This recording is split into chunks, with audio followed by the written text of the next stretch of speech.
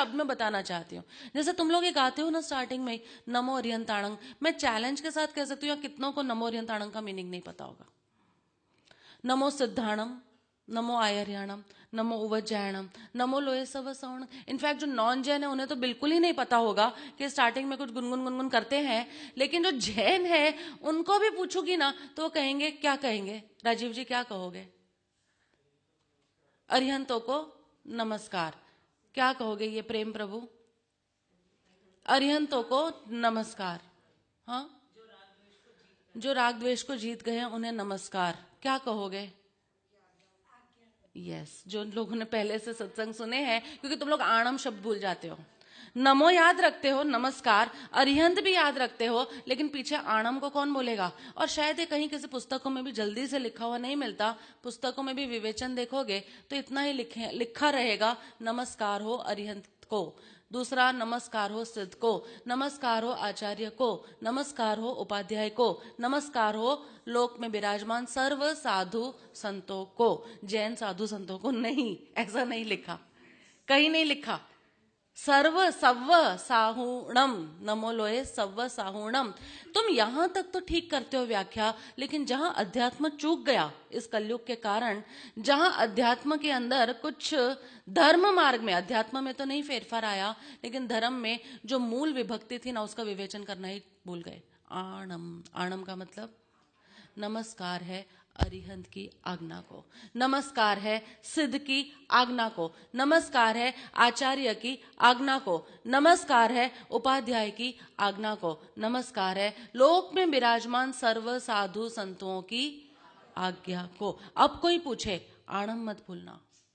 तुम जैन हो लेकिन तुम आध्यात्मिक जैन हो ऐसा कहना।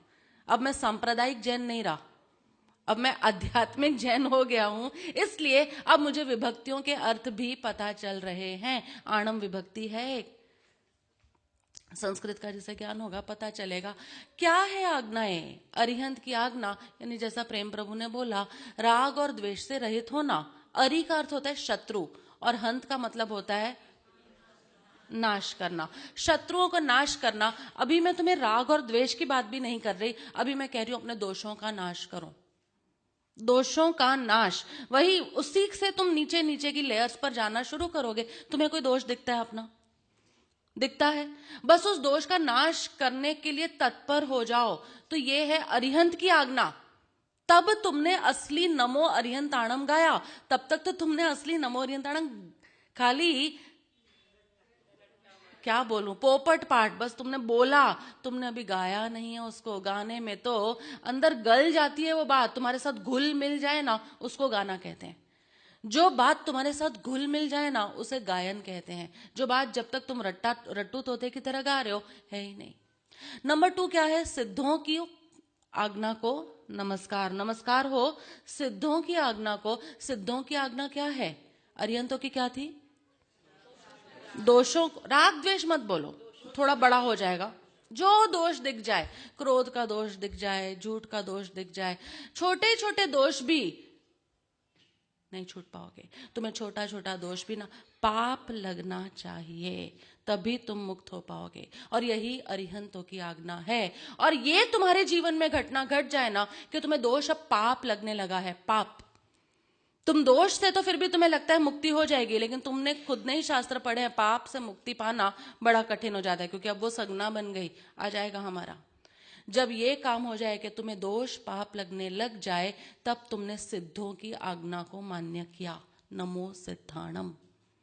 अब तुम अधिकारी बने सिद्धों को नमस्कार करने के लिए, या सिद्धों को नमस्कार करने के पीछे प्रयोजन ही ये है कि तुमने दोष को पाप मान लिया, सिद्ध कर दिया कि ये नहीं है, मेरा छोटा सा दोष नहीं है, पाप है। उससे भी नीचे के कुछ लोग हैं जो दोष को दोष ही नहीं मानते, उनकी तो बात ही नहीं कर रहे हम। उस कैटेगरी तक तुम पहुंच ही नहीं रहे। तुमने दोष को पाप मानकर अब उसको हटाने के मार्ग पर तुम निकल पड़े। नमो सिद्धाणम, अधिकार मिल गया। थर्ड कौन आते हैं? आचार्य।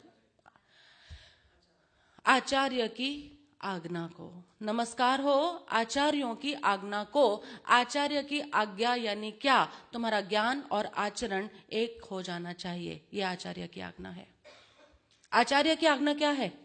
तुम नमस्कार करते हो आचार्य को, इसका मतलब जो भी आचार्य देवेंद्र मुनि मिल गए, आचार्य ये मिल गए, कितने आचार्य होते हैं, जो आचार्य मिल जाए उसको वंदन करो, 108 खमासने दो, 3 खमासने दो, ये नहीं। वो व्यवहार विनय ठीक है, लेकिन उसे परमार्थ नहीं सिद्ध होता। परमार्थ सिद्ध तभी होता है जब तुम्हारा ज्ञान, यानी जो तुम्हें सत्संगों से ज्ञान मिल रहा है और तुम्हारा आचरण एक दूसरे के ऊपर कोइंसाइड, ओवरलैप करने लगे। इसे कहते हैं नमस्कार हो आचार्य की आज्ञा को। समझ में आता है? तुम ज्ञान में तो कहते हो मैं शुद्ध आत्मा हूं, राग द्वेष से मुक्त हूं, वीतराग स्वरूप हूं, लेकिन तुम्हारे आचरण में समय समय पर राग और द्वेष ही आते जाते हैं। तो क्या आचार्य को नमस्कार करने का अधिकार नहीं है? तुम नमस्कार मंत्र मत बोलो, मत बोलो। इससे अच्छा पहले समझो तो सही। नंबर 4, नमो उवज्जायाणम। क्या मतलब कहोगे इसका? नमस्कार हो उपाध्याय की आज्ञा को। उपाध्याय की आज्ञा क्या है? जीवन के हर अध्याय में ऊपर उठ के रहना। उपाध्याय, उप अध्याय, जीवन का कोई भी चैप्टर आए, उस चैप्टर से तुम्हारे बोध में वैराग्य आना चाहिए, तुम्हारी बुद्धि में द्वेष या राग नहीं आना चाहिए। तुम्हारी जिंदगी में भी अच्छे बुरे समय चलते रहते हैं कि नहीं? कुछ अच्छा होता है, कुछ बुरा होता है।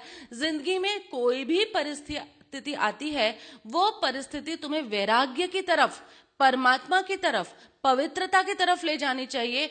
वो परिस्थिति तुम्हें किसी के प्रति राग या किसी के प्रति द्वेष की तरफ नहीं ले जानी चाहिए। राग या द्वेष के बदले तुम्हारे जीवन के हर उपस्थित कर्म तुम्हें वैराग्य की तरफ ले जाए। इसे कहा जाता है नमस्कार हो उपाध्याय की आज्ञा को। या मैं कहूंगी, मैंने नमस्कार किया आज उपाध्याय की आज्ञा को। जीवन का एक अध्याय आया और हम ऊपर वैराग्य की तरफ चले गए, हम नीचे राग और द्वेष की तरफ नहीं गए। ये है नमस्कार, है नमो उवज्जायाणम।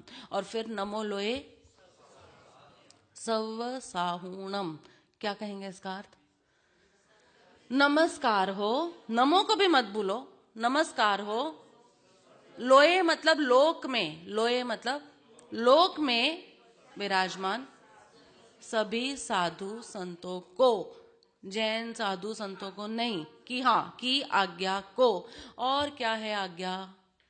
सतत मन को साधना। साधु मतलब जो सतत साधने में लगा हुआ है।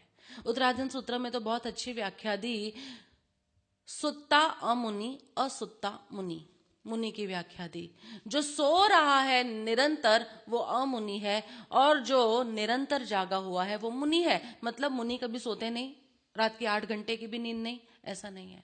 जो अपने हर कृत्य के प्रति जागृत है, सव साहुणंग, जिसने इस साधना के अंदर प्रवेश ले लिया है, जागृति